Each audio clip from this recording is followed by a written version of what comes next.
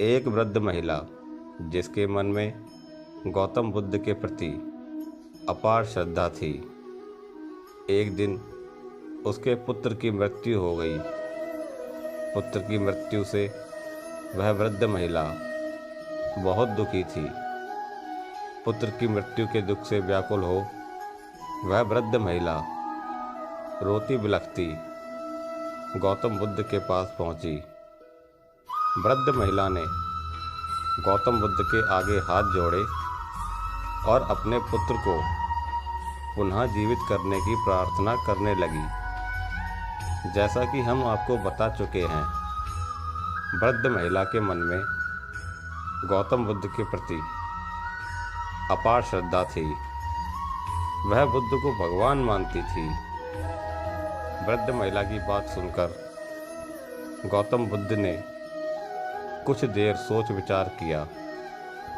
फिर गौतम बुद्ध वृद्ध महिला से बोले कि सबसे पहले तुम गांव में वापस जाओ और किसी भी घर से एक मुट्ठी सरसों लेकर आओ, परंतु स्मरण रहे जिस घर से सरसों मांगो उस घर में कभी किसी की मृत्यु ना हुई हो।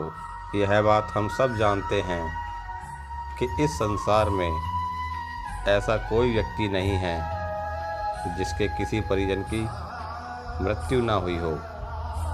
संसार में रह रहे हर किसी ने इस परम सत्य का सामना किया है, परंतु वह वृद्ध महिला अपने पुत्र की मृत्यु से इतनी दुखी थी कि इस सत्य को समझ नहीं सकी। उसे आशा की एक किरण नजर आने लगी और वह बिना एक क्षण गवाए गांव की ओर दौड़ी जा रही थी। वृद्ध महिला हर घर में जाकर पूछती थी, अगर इस घर में कभी किसी की मृत्यु ना हुई हो तो मुझे एक मुट्ठी सरसों दे दो। उसने गांव के हर एक घर से सरसों मांगी, परंतु उसे एक भी घर ऐसा नहीं मिला जहां कभी किसी की मृत्यु ना हुई हो। महिला जिस जिस घर में जाती उसे यही जवाब मिलता, हमारे घर में तो मृत्यु हुई है। किसी के घर में पिता, किसी के घर में माता, किसी के घर में पुत्र, किसी के घर में पत्नी, किसी के घर में पति की मृत्यु हुई थी। अंत में वृद्ध महिला को समझ आ गया था कि बुद्ध ने उसे ऐसा करने को क्यों कहा था। वृद्ध महिला समझ चुकी थी कि जो आया है उसे जाना ही है, मृत्यु ही अटल सत्य है।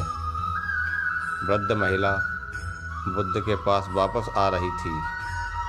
महिला पुत्र की मृत्यु से दुखी थी, परंतु उसकी व्याकुलता समाप्त हो चुकी थी।